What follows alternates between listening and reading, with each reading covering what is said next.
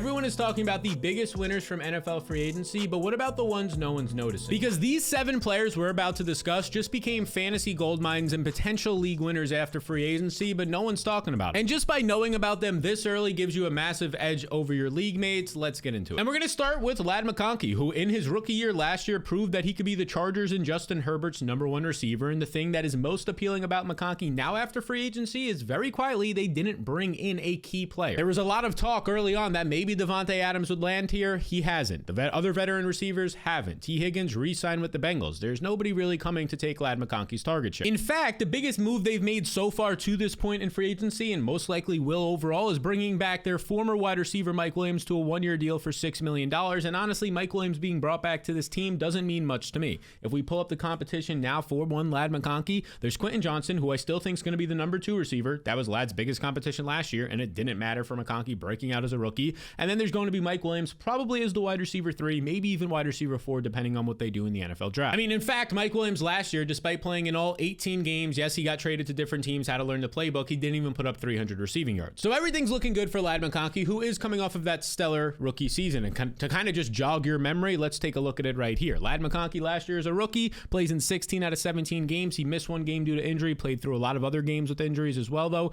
and he was still able to put up over 1,100 yards, 82 receptions, 7 touchdowns as well. He finished top 10 overall in receiving yards as a rookie. He put up over 15 fantasy points per game in terms of PPR formats, and if you remember what this guy did in the fantasy postseason, he absolutely delivered for his fantasy managers. This is his game logs right here, according to Player Profiler, so this would be week 1, this column right here. If we scroll down to the fantasy postseason, look at what Ladd McConkey is doing for his fantasy managers. He's putting up 16 fantasy points, 14.7, 29.4 fantasy points, and if you had a week 18 fantasy matchup, some of you still 16.5 fantasy points. The guy was a stud in the fantasy playoffs, putting up 99 receiving yards per game and over 20 fantasy points per game. And he topped off his season, although it wasn't for fantasy. If you look at the NFL playoffs, maybe you took his player props or you just enjoyed watching him in the wild card round, he went absolutely ballistic, 197 yards. In his final game of the year, he puts up career highs in receptions, targets, yardage, 37.7 fantasy points for those playing DFS formats. He was absolutely fantastic. He went out on a high note, despite even in this game itself against the Texans being a little bit hobbled. Which is good to see that this guy will fight through injuries and actually be playing for your money, right? In your fantasy leagues, playing for you every single week, which is nice. And it looks like he's going to be the wide receiver 1 on this team yet again, based on all the offseason moves to this point. Now, a few other quick things to note for Ladd McConkey is that, look, there might be another receiving threat coming in the draft, whether it's a tight end, most likely, or a wide receiver at some point. And the other thing is that he's still going to keep his same quarterback, Justin Herbert, and his same offensive coordinator. So there will be some cohesiveness heading into year 2 for McConkey. Now, the next man we got to talk about is Jauan Jennings, who this guy had an impressive 2024 season. At times, he was the wide receiver 1 for the San Francisco 49ers, and honestly, the majority of the season he was. And now heading into 2025, there's been some massive changes for the 49ers that are going to help Jennings. Because Deebo Samuel is gone, DeMarcus Robinson was the only key wide receiver they added, and Brandon Ayuk's injury is leading to his week 1 status being foggy. And all that is giving Jennings an advantage as we head into 2025. He's coming off of, like I said, a career year. Every single department, 77 receptions,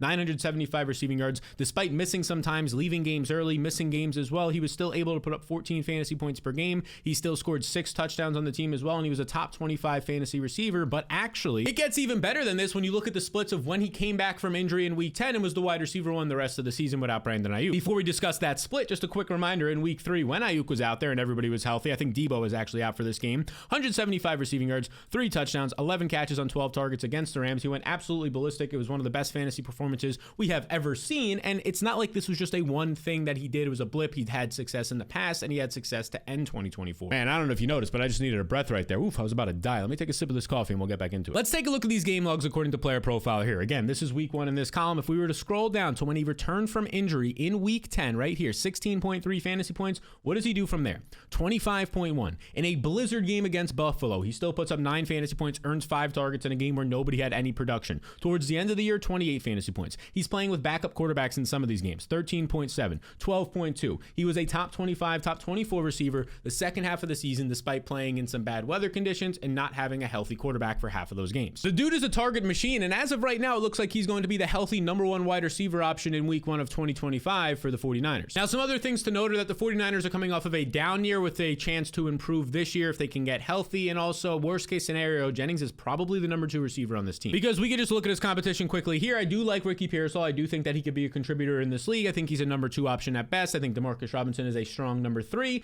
and while Brandon Ayuk is out, well, then that leaves Jennings as the only other viable option. So there's a couple of wide receivers that I think are going overlooked. This running back, honestly, a lot of people hate the guy, but he's going overlooked, and he had a solid year last year despite the situation he was in. And that guy's name is DeAndre Swift. And before you exit out of the YouTube, you click on follow, you get all mad, you get in the comment section. Before all those things happen, just hold on. Let me just at least fill you in on what's going on here. I think Swift is a winner for a lot of the reasons that Caleb Williams, his quarterback, is a winner. They got Ben Johnson this offseason, so the offense should be better. And if we've not seen anything during the free agency period, it's that the Bears are willing to spend money, and they've spent a lot of money, whether it be signings or even some trade assets as well, in their offensive line. They traded for Jonah Jackson and Joe Thuney. That was a big piece of it. They ended up signing the best center in free agency, the former Atlanta Falcons, Drew Dahlman, who was a top 5 center in the NFL last year. He's a great run blocker. That helps DeAndre Swift, and he's also one of the better pass protecting centers in the NFL. So those things are already good. Those things already benefit Swift, but then you look at the fact that they didn't add any running backs in free agency as of this recording, and the only ones left are guys like Nick Chubb, who I wouldn't be overly concerned about. He'd probably be the biggest concern. Him or J.K. Dobbins, not overly concerned about. Roschon Johnson's the only competition right now. Swift has held him off for the past few seasons. I shouldn't say past few seasons, specifically last year, since that was his first year signing with the team, a 3-year, $24 million deal, I believe. Now, the one thing standing in DeAndre Swift's way for me to get super excited at this point for him in fantasy, right, is the fact that, I mean, inconsistency is one thing year to year, right? Does he want to play in general? But also this right here,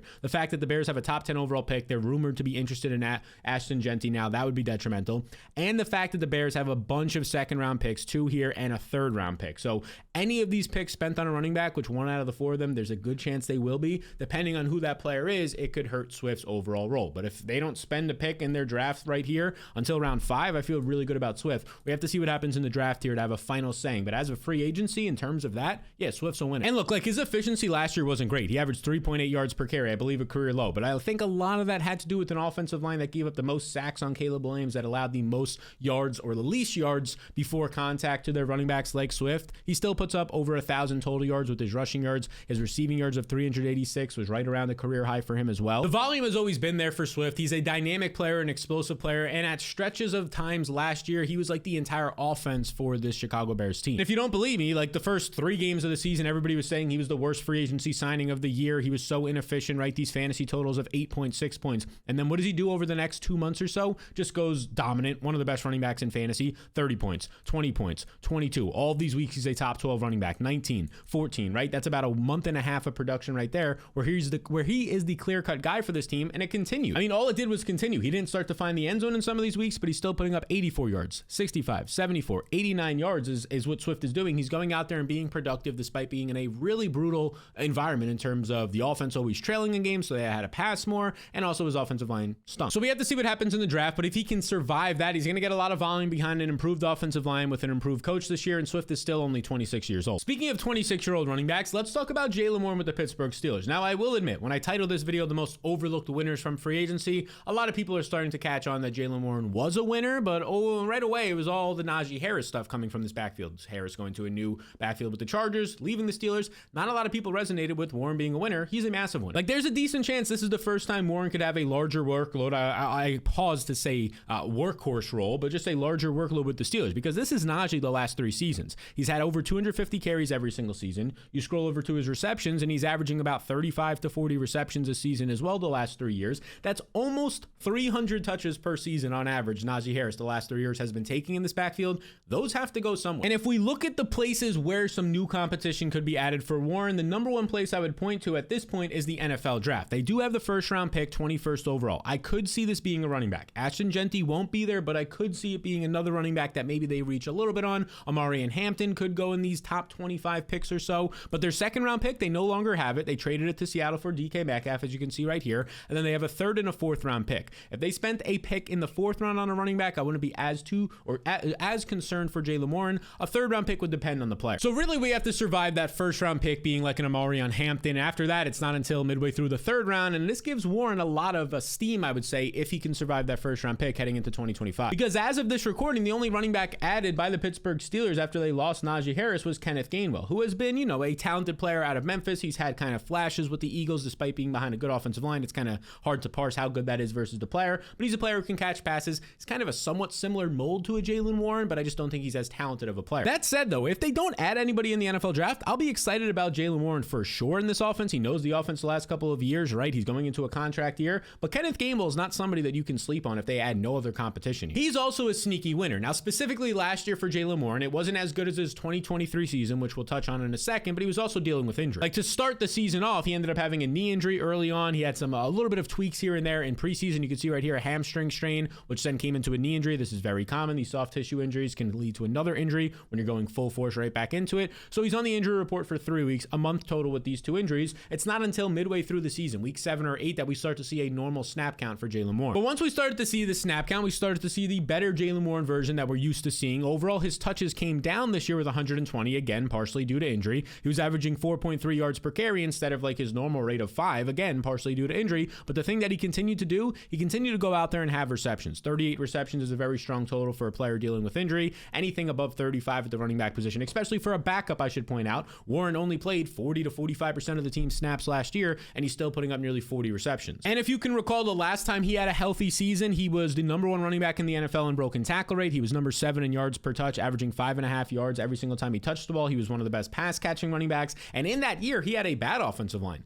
Last year, the offensive line improved. It was a little bit banged up the second half of the season. They should be talented again coming into this year. So if Warren is healthy with a good offensive line and not a ton of competition depending on the draft, it's hard not to see him being a winner. It's also hard not to see this next guy being a winner. I see people calling Garrett Wilson a loser from this offseason, and I'm just a little bit baffled by that because we know that last year he had a career high season, career high in receptions, career high in yardage with 1,104, 153 targets. So now for 3 straight years, he's had at least 147 targets. This guy is a target earner when he entered the NFL, and this past year he sets a career high with 7 receiving touchdowns. Now I know he did all of this with Aaron Rodgers, who is no longer there, and I get that, but it's not the end of the world because right now there's no target competition for Garrett Wilson. Again, let me point to this. His stats from last year, these career highs, were half of the games he was playing with Davante Adams, who was earning a ton of targets, and some massive games from Aaron Rodgers was Davante Adams, and Wilson was still able to put up career highs. Now there's not going to be a Davante Adams there. As of right now, there's no competition. There's Allen Lazard, there's Xavier Gibson, there's second-year player Malachi Corley, who couldn't get on the field last year. I mean, the biggest free agent signing on offense that this team might have made was adding Stone Smart to the offense, who was like a backup tight end for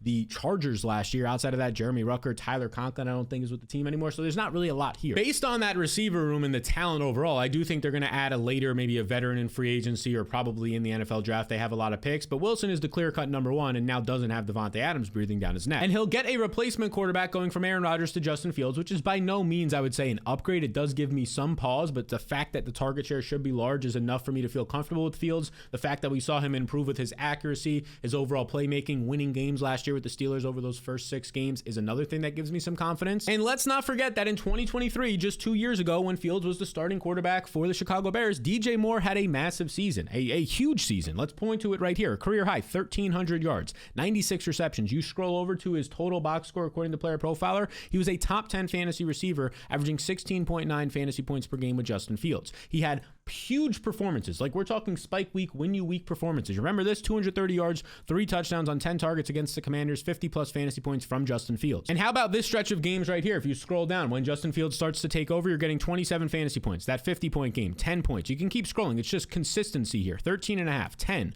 11, 23, 22. Every single thing is a massive week. 27. I mean, these were consistently big weeks from DJ Moore with Justin Fields as his quarterback. And since then, I think Fields has only gotten better from the glimpses that we've seen. It should also be pointed out that Fields and Garrett Wilson played for 2 years together at Ohio State. I do think Chris Olave was the preferred option out of those guys, but Wilson and Fields have 2 years of chemistry together. I'll end the Garrett Wilson discussion by just pointing to the Jets draft picks as of this recording. They have the top 7 overall pick. That could be a wide receiver. I don't know if it will be. We'll see who's still left on the board at that point. Probably won't be, but we'll see. This is where I think they could take a wide receiver. Their 2nd round pick, 42nd overall, their 3rd round pick, 73rd overall, or their 4th round pick, 110th overall. And again, there's some really good tight ends in this draft class as well. We'll talk about them on the channel in the coming weeks, all these positions. But I do think they're going to add at least 1 playmaker with one of these first 4 picks, maybe even 2, which will shrink the target share some for Garrett Wilson. But based on who he's currently competing with, Allen Lazard, Xavier Gibson, it's kind of expected. Now, before we get into this tight end, who is now a league-winning tight end, potential top 10 guy that nobody is talking about, I want to let you know about something I've been working on since the new year, and it's a fantasy football course. It's just a 5-day, it's free, completely free course that I'll send to you via email. I see the same mistakes in fantasy football happening all the time, so I wanted to create this course to tackle all of those, every single thing that I know, and how to avoid these mistakes and actually improve upon them to win your league in a free 5-day course. If you want it, just scan the QR code on the screen, click the link in the description below. It's going to be releasing very soon. Now, that tight end I'm talking about is Brenton Strange, the Jacksonville Jaguars' third-year tight end. And look, he's going to be looking really good right now because of the obvious. Evan Ingram was released by this team. He's now on the Denver Broncos, and Brenton Strange is being elevated to the starting role. And his competition for targets at the tight end position is really nobody. Hunter Long and Johnny Munt. I think Munt's mostly in there to be a blocker in situations where the Jacksonville Jaguars want to run the ball a little bit more. So zero competition at this position. And also, if you're looking across different positions, Christian Kirk was released by the team. As of right now, Brian Thomas is the only major threat in the receiving core. So there's not much competition, especially in the middle of the field with Kirk gone. Overall, with Evan Ingram gone and Christian Kirk gone, that combines for 111 vacated targets that need to be somewhat replaced in this offense. Strange could take up a lot of those. And for what it's worth, Trevor Lawrence should also have more time to throw, especially going downfield, and he should remain healthier because this team improved a bad offensive line. They added Robert Hainsey and they also added Patrick McCarry here, two offensive linemen that I do think give them a little bit of a boost. They added some pass blocking tight ends as well and run blocking tight ends that should help in a Johnny Munt. These things should help the offense in general. We hope adding Liam Combs, a better coach, I would say, and play caller, at least over the past 1 to 2 years that we've seen to this team, is good as well. And last year, you got a 40 reception, 53 target season out of Brenton Strange, despite being mostly a backup for most of the year. He had 8 top 24 finishes across the position, again, despite being a backup for the far majority of the season. That's kind of impressive. And he contributed in a couple of games where Evan Ingram was hurt. Early in the season with his hamstring, later in the season, this performance here, 11 receptions, 73 yards, over 18 fantasy points, finished top 5 at the position this week. Later on in the season when Evan Ingram wasn't playing and his season was over, like, this is great. All this is great. We've seen the production. He's a young player, an athletic player out of Penn State. He's finally starting to get some more usage, and his own general manager just said the other day that we're going to see a lot more of him. And if you don't believe me, here's the exact quote from the Coach Speak Index, a great Twitter account. Make sure to follow them. James Gladstone on Brenton Strange. He said, really excited about his ascension in year 2, and I think he'll have a part in the offense moving forward in a way that we haven't seen yet before. Now, I think this basically just means he's going to be a starter. He's going to run more routes. He's going to earn more targets. He's going to have a lot more on his plate in 2025. And when you just think about what makes a breakout tight end, well, it's going to be, a player who can actually produce on their own. I think Brenton Strange showed that last year, attached to a quality quarterback. We just saw that. A bad defense or a sketchy defense, so they have to throw from behind in games, and not a lot of target competition outside of Brian Thomas. This all kind of checks the boxes right now. So I'm targeting Brenton Strange depending on what happens in the NFL draft. And another guy who was a sneaky winner the entire offseason was Khalil Shakir for a lot of reasons. I mean, first off, remember in 2023, Khalil Shakir had such a nice second half of the season that they let Stefon Diggs walk. Because this stat is crazy. Over the final 10 games of 2023, Khalil Shakir had 462 receiving yards on 37 targets compared to Diggs, who only had 422 on 80 targets. Twice as many targets, and Shakir was just as productive. And then in 2024, with Stefon Diggs gone, Shakir stepped up as the main guy. Despite missing a couple of games, he led the team with 100 targets, 76 yards, had 0 drops on these, or 76 receptions, 0 drops on these 100 targets. He was Josh Allen's favorite guy overall, averaging over 12 fantasy points per game. And when you break into and dive into the advanced stats on Player Profiler, it gets even better. A 28% target rate. That means he was targeted on 28% of his routes, was the 12th best in the entire NFL. Okay, that's great. Let's scroll a little bit more now here. Yards after the catch, number 2 in the NFL. This is a little bit skewed because a lot of his targets in general were short, so it was easier to get yards after the catch if you're getting a bunch of short overall targets.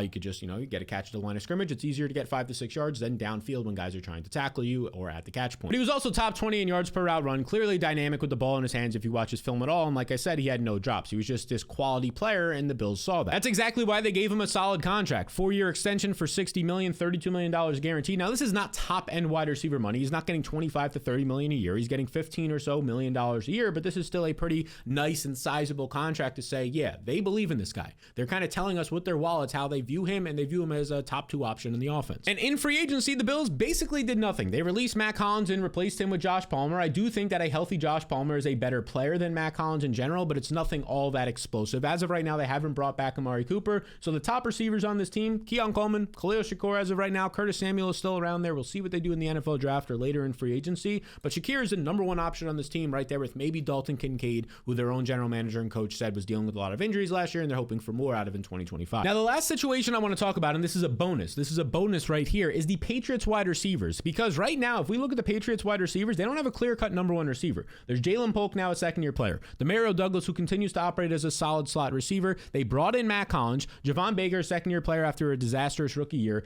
Kendrick Bourne. Kayshon Boutte was starting to see targets at the end of last year. These are just a bunch of Jags, like just a bunch of guys. None of these guys overall are clear-cut number 1 receivers, and they didn't do anything in the first wave of free agency to tell us, like, yeah, Matt Collins is the guy. No. So what you have to do is start to look to the NFL draft. 4th overall, do they go with McMillan, Tetra McMillan out of Arizona? That could be an interesting interesting spot. I think they're going to take a wide receiver 4th overall. They kind of need one at this point. If they don't, they have to take one in the 2nd round at 38th overall before the wide receiver cliff in this draft. It's not as much talent as in previous years. Falls off a cliff before we get to round 3 with these names right here. So I'm hoping that they use a 4th overall pick. If that's the case, whoever the incoming rookie is with that top 5 pick or the 2nd round pick is going to be somebody that I'm closely looking at to be a number 1 option for Drake Maye. Because last year, Drake Maye's number 1 option was a tight end, Hunter Henry, who is a talented player, but you can't produce with your number 1 option being a tight end going for 674 yards. You need explosive plays. You need outside playmakers. I'm hoping it's McMillan in the draft. So whoever the incoming rookie is, I do think is a winner after what we just saw in free agency. Now, these are the guys who were not maybe the most obvious biggest winners like a Brian Thomas or a Chase Brown or a Jaden Daniels that everyone's talking about. So I would consider that these players are going overlooked right now despite being massive fantasy winners, and in a lot of situations before the NFL draft right now, they kind of look like league winners, some of these guys. I appreciate you tuning in a ton. If you want to get that free 5-day email course to see the biggest mistakes people make in fantasy football and how to avoid them so you can win your league and beat your league mates, outsmart them,